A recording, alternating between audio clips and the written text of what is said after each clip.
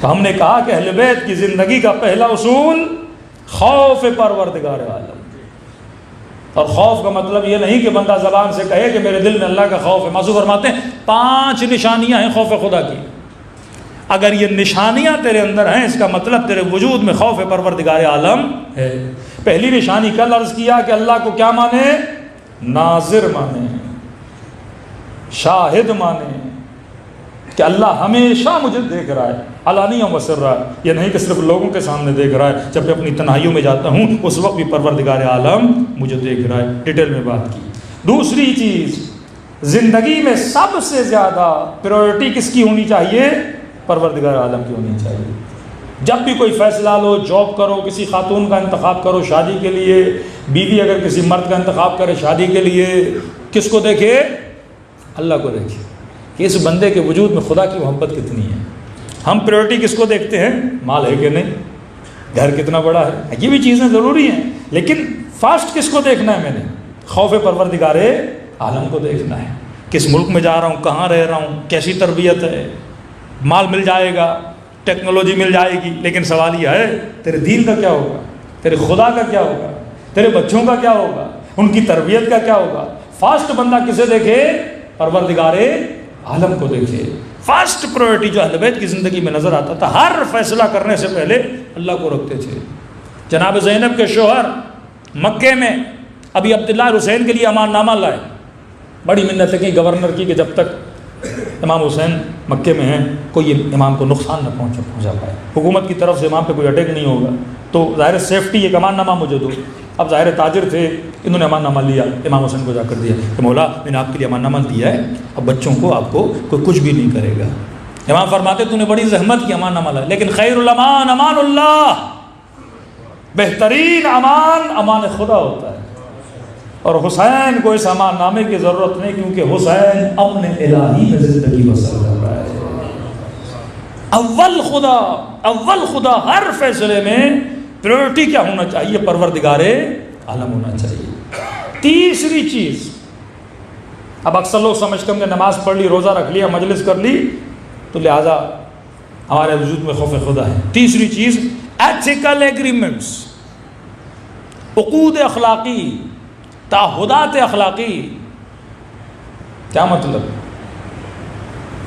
فرماتے ہیں کہ من یؤذی جارہ لیس منا، جو اپنے ہمسائے کو اذیت دے، تکلیف دے، وہ ہم اہل بیت میں سے نہیں ہے.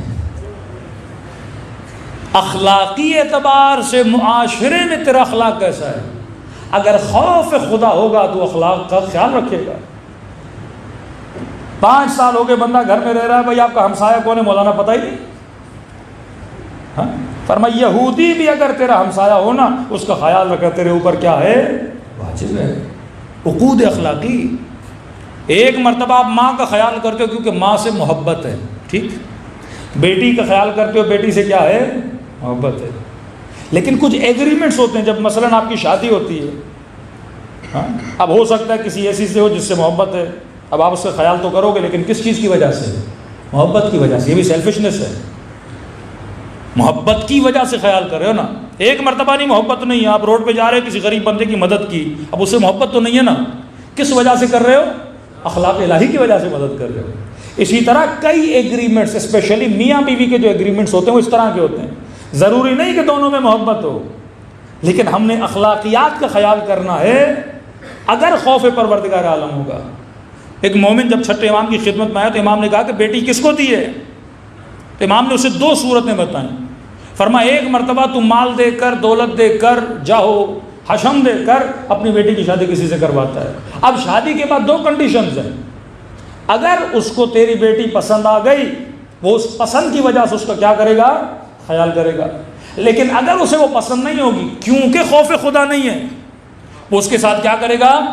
ظلم کرے گا. دوسری کنڈیشن یہ ہے تم نے بیٹی اس کو دی جس کے اندر خوف خدا تھا. اب یہاں پر بھی 2 کنڈیشن ہیں. اگر پسند آ گئی تو خیال کرے گا، لیکن اگر پسند نہیں آئی، کیونکہ خوف خدا ہے، تیری بیٹی پر ظلم نہیں کرے گا. ایتھیکل ایگریمنٹس، عقود اخلاقی. اگر 2 مومنوں کے بیچ میں اخلاق نہیں ہے، دو بھائیوں کے بیچ میں اخلاق نہیں ہے، دو بہنوں کے بیچ میں اخلاق نہیں ہے، دو علی والے ایک دوسرے سے نفرت کرتے ہیں، دونوں کے دلوں میں ایک دوسرے کے لیے بغض ہے، لیکن نماز بھی پڑھ رہے ہیں، مجلس میں بھی آ رہے ہیں، اس کا کوئی فائدہ نہیں ہے۔ رسول خدا گھر میں بیٹھے ہیں، اچانک کیا دیکھا؟ گلی میں دو مومنوں کا کیا ہو گیا؟ جھگڑا ہو گیا۔ باہر نکلے، یہ بھی نشانی ہے اخلاقیات میں سے، دو مومنوں کو لڑتا ہوا دیکھو، فوراً بیچ میں کودو اور ان کا کیا کراؤ؟ صلح صفائی کراؤ۔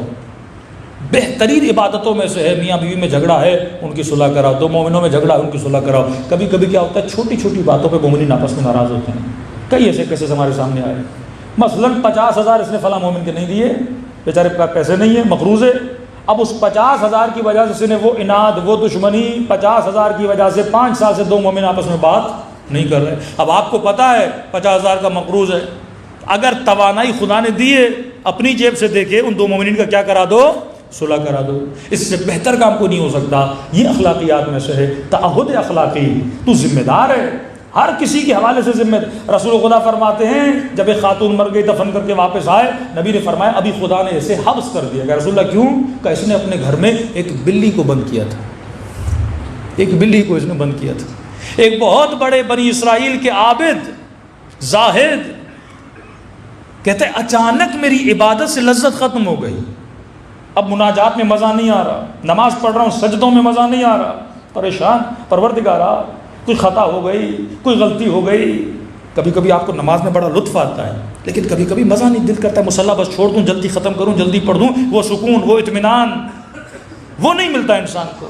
کہتا ہے اللہ کے ساتھ راز و نیاز کیا، رات کو سو گیا، خواب کے عالم میں اللہ کے فرشتے کو دیکھا، کہ عبادت میں کیوں نہیں مزہ آ رہا؟ کہ شکا من کا عصفور، اللہ کی دربار میں تجھ سے ایک چڑیا نے شکایت کی ہے،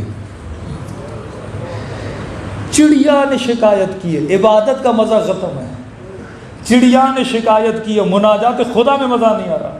کہتے اچانک نیند سے اٹھا، کیونکہ اس نے سب کچھ کاؤنٹ کیا تھا، چڑیا اس کے ذہن میں آئی نہیں رہی تھی۔ کبھی کبھی ہم جن چیزوں کو بڑا سمجھتے ہیں وہ بڑی نہیں ہوتی، اور جن چیزوں کو چھوٹا سمجھتے ہیں وہ چھوٹی نہیں ہوتی۔ ہر چیز اللہ کے دربار میں کاؤنٹیبل ہے۔ تو اخلاق کے اعتبار سے ایک درخت کے لیے بھی ذمہ دار ہے، ایک حیوان کے لیے بھی ذمہ دار ہے، ہمسائے کے لیے ذمہ دار ہے، بیوی کے حساب سے ذمہ دار ہے۔ تیرا اخلاق گھر میں، تیرا اخلاق روڈ پہ، تیرا اخلاق بازار میں، تیرا اخلاق دکان پر، ہر کسی سے تیرا اخلاق کیسا ہے؟ اور اگر اخلاق برا ہے، وہ بندہ اللہ کی دربار میں شکایت کرتا ہے، عبادت میں مزہ نہیں آئے گا، عبادت میں لذت نہیں آئے گی۔ کبھی کبھی مومنین فون کرتے مولانا بڑی عبادت میں لذت تھی، اچانک سے عبادت سے لذت ختم ہو، ہم فوراً کہتے ہیں حساب و کتاب کر، کہیں ماں سے بے احترامی تو نہیں کی، کہیں بیوی کا دل تو نہیں دکھایا، کہیں بیٹے کا دل تو نہیں دکھایا، کہیں بہن کا دل تو نہیں دکھایا، کہیں مذاق میں 4 دوستوں میں بیٹھ کے کسی مومن کا مذاق تو تم نے نہیں اڑایا کہ اس مومن کا دل رنجیدہ ہو گیا ہو۔ اللہ ان چیزوں کو کاؤنٹ کرتا ہے۔ کہتے اچانک میں نے سوچا یہ کون سی چڑیا ہے جس نے اللہ کی دربار میں میری شکایت کی ہے؟ کہتے اچانک مجھے یاد آیا، ایک دن چڑیا کھڑکی پہ بیٹھی تھی، میرے بیٹے نے مجھے کہا بابا ایسے کمرے میں لاؤ تاکہ میں اس کے ساتھ کیا کروں، کھیلوں کودوں۔ کہتے کھڑکی بند کی میں نے، یہ بیچاری چڑیا 3 گھنٹے 4 گھنٹے کبھی ادھر اڑ رہی ہے کبھی ادھر اڑ رہی ہے، اور میں اور میرے بیٹے اس چڑیا سے کیا لے رہے تھے؟ مزے لے رہے تھے۔ جسے تو مزہ سمجھ رہا تھا خدا اسے تیرے لیے سزا بنا رہا تھا۔ ایک چڑیا کا دل دکھانے سے عبادت کی لذت کیا ہو جاتی ہے؟ ختم ہو جاتی ہے۔ تبھی امیر المومنین فرماتے ہیں المؤمن کالعسل، مومن کی مثال کس طرح ہے؟ شہد کی طرح ہوتی ہے۔ شہد ذاتاً خود بھی میٹھا ہے، جو اسے چکھتا ہے وہ بھی کیا ہو جاتا ہے؟ میٹھا ہو جاتا ہے۔ کہ مومن جس بھی محفل میں بیٹھتا ہے وہ مٹھاس ہوتی ہے۔ عزیز زندگی بار بار نہیں ملتی، زندگی کو جہنم نہ بنا، جو دیا ہے خدا نے اسی میں انسان کیا رہے؟ خوش رہے۔ تو اگلی صفت میں آتا ہوں، دیکھا 2 مومن آپس میں لڑ رہے ہیں، رسول خدا دوڑے، بھئی کیا ماجرا ہوا؟ کہ یا رسول اللہ اس نے 30,000 مثلا درہم میرے پیسے لیے ہیں، اتنا عرصہ گزر گیا نہیں دے رہا، اتنی بار گھر گیا نہیں دے رہا، اب مجبور ہوا اس کا گریبان پکڑوں۔ نبی نے سے ایک حدیث سنائی کہ سن ان للہ ذل، جنت میں اللہ کا ایک سایہ ہے، فرما اس سائے کے نیچے وہ بیٹھیں گے جو مومن کو معاف کرنے کا جذبہ رکھتا ہے۔ مختلف چیزیں اللہ نے جنت میں بنائی ہیں۔ قیامت کے دن مولا فرماتے ہیں شدت کی گرمی ہوگی، گویا پسینے کا سیلاب ہوگا، ہزاروں سال لوگ وہاں پہ کھڑے رہیں گے، مقدارہ 50,000 سنہ، 50,000 سال کے برابر ایک ہی دن ہے قیامت، 10 دن نہیں ہے، لیکن ہے 50,000 سال کے برابر۔ فرمایا اس دن ایک اللہ کا سایہ ہوگا، ایک سائبان ہوگا، اس سائبان کے نیچے وہ لوگ کھڑے ہوں گے جن کا اخلاق اچھا تھا اور مومن کو معاف کرنے کا جذبہ رکھتا تھا۔ اس نے جیسے حدیث سنی کہ نبی یا رسول اللہ وہبت لہ ثلث، میں نے اپنا تیسرا حصہ، مثلا اگر 30,000 تھے 10,000 میں نے اس سائے کے لیے اسے معاف کیے تاکہ وہاں پہ مجھے کیا ملے؟ سائے الہی ملے۔ یا رسول اللہ باقی جو 10,000 ہے آپ کی خاطر 1 سال کی اس کی میں نے کیا دے دی؟ مہلت دے دی، 1 سال کے بعد پیسے دے، لیکن یا رسول اللہ گھر پہ کچھ کھانے کے لیے نہیں، کم از کم 10,000 تو میرے واپس کرتے، کچھ گھر بھی تو میں لے کر جاؤں۔ نبی نے پھر اس کے لیے کیا کی؟ دعا کی اور اسے پابند کیا، اسے 10,000 دے۔ اس طرح دو مومنوں کے بیچ میں رسول خدا کیا کرواتے تھے؟ صلح کرواتے تھے۔ آج دیکھنا ہے، میں اکثر ایام اعظام مومنین کو تاکید کرتا ہوں، بندے خدا، اے خاتون، اے علی کے شیعہ، جب تو کالا لباس پہن کر بحریہ ٹاؤن کی گلیوں میں، روڈوں میں، پنڈی کے روڈوں پہ چلتا ہے، لوگ نہ تجھے جانتے ہیں نہ تیرے باپ کو جانتے ہیں، لوگ کالے لباس کو جانتے ہیں۔ اگر تو غلطی کرے گا تجھے کون جانتا ہے؟ کیا بولیں گے؟ شیعوں کی عورتیں ایسی ہوتی ہیں، شیعوں کے جوان ایسے ہوتے ہیں۔ اگر ان دنوں میں ہم کچھ غلطی کریں گے تو اپنی امیج کو کیا کریں گے؟ غلط کریں گے۔ اور امیر المومنین فرماتے کونوا لنا زینا، اے شیعہ ایسا کردار بناؤ، علی کے لیے کیا بنو؟ باعث زینت بنو، باعث حسن بنو، دنیا تجھے دیکھ کر ہماری تعریفیں کرنے لگے کہ یہ اثر ہے علی ابن ابی طالب کی تربیت کا، یہ اثر ہے مجلس حسین کی تہذیب کا۔ یہ تہذیب اگر قوم میں آ جائے پھر قومیں ترقی کرتی ہیں، پھر لوگ آپ کو فالو کریں گے، پھر آپ کو لوگ رول ماڈل بنائیں گے۔ تو جب تک یہ تہذیب ہمارے وجود میں نہیں آتی، اخلاقیات کی پابندی نہیں آتی، ہم سایے کے ساتھ گھر میں بڑے مسائل ہیں، آج کل طلاق کا ریشو بڑھتا جا رہا ہے، احساس نہیں ہے کہ واقعاً یہ جو میں نکاح کرتا ہوں یہ ایگریمنٹ ہے۔ کس کے ساتھ ایگریمنٹ؟ خدا کے ساتھ ایگریمنٹ، اللہ کے ساتھ۔ ورنہ نکاح اور زنا میں فرق کیا ہے؟ لذت تو وہی ہے، بیچ میں کچھ الفاظ آتے ہیں نا، یہ الفاظ اللہ کے ساتھ ایگریمنٹ ہوتا ہے۔ عورت اللہ کے حضور اللہ کو وعدہ دیتی ہے میں وفادار رہوں گی، مرد اللہ کے حضور وعدہ دیتا ہے خدا محنت کروں گا، نفقہ لگاؤں گا، بچوں کی صحیح تربیت کروں گا، عورت کا صحیح طریقے سے خیال کروں گا۔ اب مس مینجمنٹ ہوتی ہے گھروں میں، جب انسان کو یہ نہیں پتہ ہوتا کہ ماں کا حق کیا ہے، بہن کا حق کیا ہے، بیوی کا حق کیا ہے، مس مینجمنٹ کر لیتا ہے، اس میں یا ماں پہ ظلم ہوتا ہے یا بیوی پہ ظلم ہوتا ہے یا بہنوں پہ ظلم ہوتا ہے۔ تو یہاں پہ عقل مند انسان وہ ہے جو سب کو اپنا حق دے، تاکہ نہ یہاں پہ شرمندہ ہو نہ قیامت میں۔ رسول کے صحابی جناب معاذ، یہ روایت انسان کے وجود کے رونگٹے کھڑے کر دیتی ہے کہ وہ صحابی جس میں رسول اپنے پنجوں پہ اس کے جنازے میں چل رہے تھے، اصحاب نے کہا یا رسول اللہ پنجوں پہ کیوں چل رہے ہیں؟ کہ اس قدر ملائکوں کی رش ہے اس کے جنازے میں۔ پھر پوچھا یا رسول اللہ کس وجہ سے؟ کہ کثرت سے قل هو اللہ احد کی تلاوت کرتا تھا، جان باز جنگ غالباً احد بھی ہے، اتنا عظیم جلیل القدر صحابی، لیکن دفن ہونے کے بعد رسول کی آنکھوں میں آنسو تھے کہ ابھی قبر میں فشار ہو رہا ہے، فشار قبر ہو رہا ہے، قبر سے تکلیف دے رہی ہے۔ تکلیف میں یا رسول اللہ جس کے جنازے میں اتنے ملائکہ آئیں، جس کو دفنانے آپ آئیں، کہ میں نے جو دعا کرنی تھی کر لی، لیکن یا رسول اللہ عذاب کیوں ہو رہا ہے؟ فرمایا کیونکہ گھر میں بیوی کے ساتھ اخلاق کا اچھا نہیں تھا، تھوڑا تند تھا، غصے کا تیز تھا، ہارٹ کرتا تھا لوگوں کو اپنے غصے کی وجہ سے۔ فرمایا اسی وجہ سے خدا اسے تکلیف دے رہا ہے، کیونکہ مثقال ذرۃ خیرا یرہ ومثقال ذرۃ شرا یرہ۔ گھر جنت ہونا چاہیے ایک علی کے چاہنے والے کا۔ 3 صفت ہو گئیں۔ تیسری صفت، مومن اللہ کو ناظر مانے، پریورٹی زندگی میں امپورٹنس کس کو دے؟ سب سے پہلے فیصلوں میں خدا کو دے۔ تیسری چیز اخلاقیات کے اعتبار سے لوگوں کا، حیوانات کا، رشتہ داروں کا، بہنوں کا، بھائیوں کا خیال کرے۔ تیسری صفت۔ چوتھی صفت،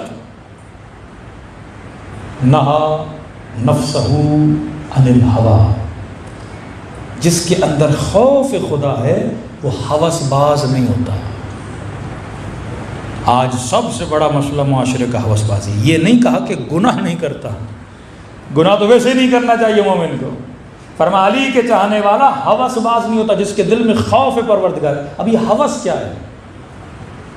شکم پرستی ہوس ہے. کئی لوگ ہوتے ہیں کھانے کے شوقین. ہمارے ایک دوست ہیں کراچی میں، اچھے نوح خان ہیں، بہت متقی آدمی، نہ کسی کی غیبت سنتا ہے نہ برائی کرتا ہے، لیکن یہ بیماری ہے اس میں، شکم پرست ہے. اور ہمارے ساتھ بیٹھتا ہے تو کہتا ہے میں ان مولانا کے ساتھ نہیں بیٹھوں کیونکہ یہ کھانے نہیں دے گا مجھے. لیکن خدا نخواستہ اکیلا کسی سفرے پہ بیٹھ جائے. اب اسی شکم پرستی کی وجہ سے بی پی بھی ہو گیا، شوگر بھی ہو گئی، لیکن کنٹرول نہیں. یہ ہوس ہے. فرمایا ہوس باز کہ دل میں مطلب خوف خدا نہیں. ہوس حلال چیزوں کے لیے، حرام کی بات نہیں کر رہا، وہ ایک الگ شعبہ ہے. حلالن طیبہ، حلال طیب طاہر کھانا پڑا، لیکن اگر ہوس باز ہو گئے، ہوس بڑھتی ہے تو خوف خدا کیا ہوتا ہے؟ کم ہو جاتا ہے. شکم پرستی. کبھی کبھی بعض لوگوں میں نکاح کی ہوس ہے، نکاح کی ہوس حلال چیز ہے، بندہ 3 نکاح بھی کر سکتا ہے، 4 بھی کر سکتا ہے، شیعوں کے لیے تو اور بھی دروازے کھلے ہوئے ہیں نا. لیکن اگر ہوس باز بن جائے، چھٹے امام فرماتے جس کے اندر شہوت کی ہوس پیدا ہو جائے وہ ہم اہل بیت میں سے نہیں ہے. جتنے حلال راستے خدا نے رکھے ہوس کے لیے نہیں رکھے، ضرورت کے لیے رکھے. بھوک لگی ہے کھانا کھا، پیاس لگی ہے پانی پی، نکاح کی ضرورت ہے نکاح کر، لیکن ہوس باز نہ بن. کسی چیز کا عادی خود کو نہ بنا کہ تیرا پیٹ ہی نہ بھرے، تیری ہوس بجھے ہی نہ، گویا آگ کی جہنم کا ایندھن بن جائے کہ جتنا ڈالے کہ حل من مزید حل من مزید. فرمایا ہم میں سے نہیں ہے. شیعہ قناعت پسند ہوتا ہے. کبھی کبھی مال کی ہوس آ جاتی ہے، کمایا انف ہے بندے خدا، تھوڑا ریسٹ کر، تھوڑا آرام کر، اور کماؤ اور کماؤ اور کماؤ. یہ کیا ہے؟ ہوس ہے. اتنا کما لیا ہے، یہ نہیں کہ نہ کماؤ، اب تھوڑا فیملی کو ٹائم دو، وہی میں آگے آؤں گا، تھوڑا بچوں کو ٹائم دو، تھوڑا بیوی کو ٹائم دو، تھوڑا گھر کو ٹائم دو. یہ بھی عبادت ہے، گھر میں بیٹھنا. امیر المومنین سے امام حسن مجتبیٰ نے پوچھا کہ بابا آپ کی پوری زندگی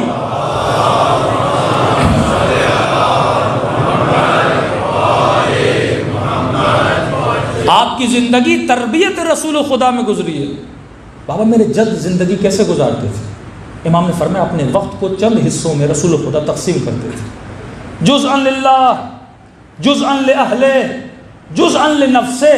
فرمایا اپنے وقت کو 3 حصوں میں تقسیم کرتے تھے. ایک جز اللہ کے لیے، اب اس میں کسی کو انٹرفیئر کرنے نہیں دیتے تھے. نبی کی بیوی کہتی ہے نا آدھی رات کو اٹھتے تھے، رسول خدا بستر پہ نہیں ہوتے تھے. ڈھونڈتے ڈھونڈتے کیا دیکھتی تھی؟ مصلی عبادت پہ بیٹھے.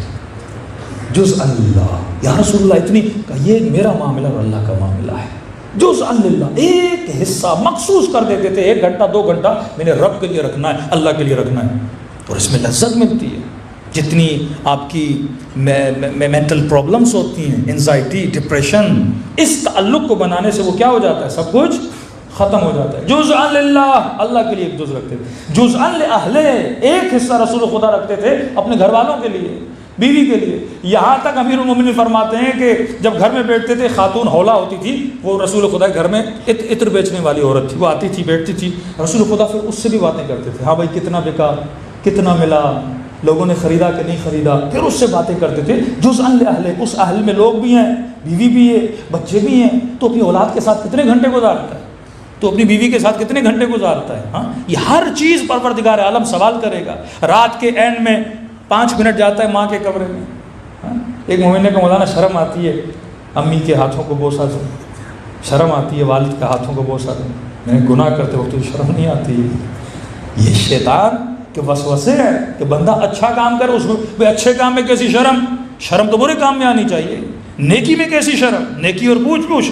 بہترین سیرت اہل بیت یہی ہے. گھروں کا ماحول اگر بنانا چاہتے ہو، جزءا للہ، ایک جز اللہ کے لیے. جزءا لأہلہ، ایک جز کس کے لیے رکھتے تھے؟ اہل و عیال کے لیے، بیوی کے لیے، بچوں کے لیے رکھتے تھے. جزءا لنفسہ، ایک حصہ پھر اپنے لیے رکھتے تھے. انسان کو اپنے بھی گھومنے کی پھرنے کی ضرورت پڑتی ہے.